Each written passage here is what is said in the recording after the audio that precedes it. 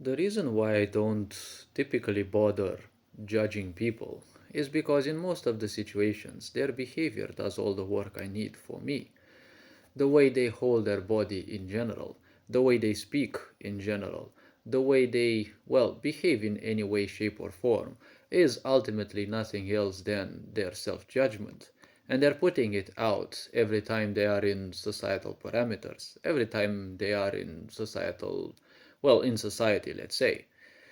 The first impression about someone obviously is not necessarily the best, but still you can get some good impressions in the sense of correct impressions about others if you are sensitive enough.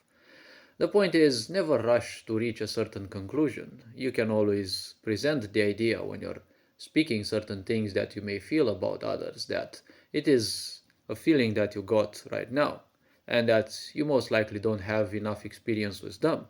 But people who are highly sensitive, they might catch a grasp of the other people's energies, especially when speaking one on one. And you can understand a lot of things and red flags about people just even in a few minutes. Because someone who constantly speaks and speaks and is a bad listener, obviously they kind of lack attention and they kind of have an expectation to be listened and heard. This is kind of a red flag because I'm not sure that you'd want to speak with someone who never stops talking.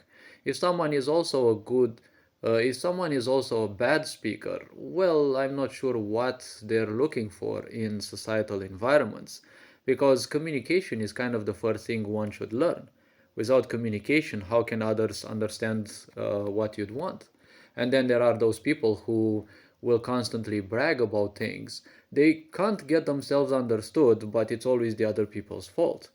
So you see, these are a few cases in which we kind of can understand a few things about others.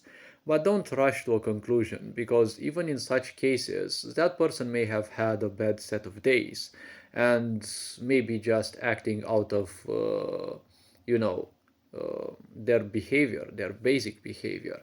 So the point is, judging people, if you get to spend a lot of time with those, like people at work, people at school, even family members, just let them go on with their typical behavior. Most people are ignorant, which means at least a big chunk of their life will be cyclical.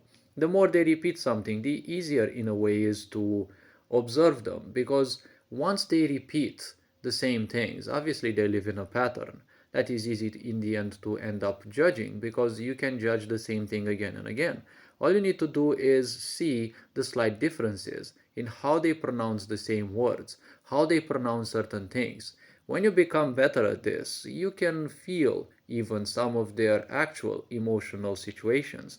Because a lot of people end up saying that or feeling that they're not worthy of other people's attention, so they will start excelling at hiding their true emotions. Some of these may even start lying and the such.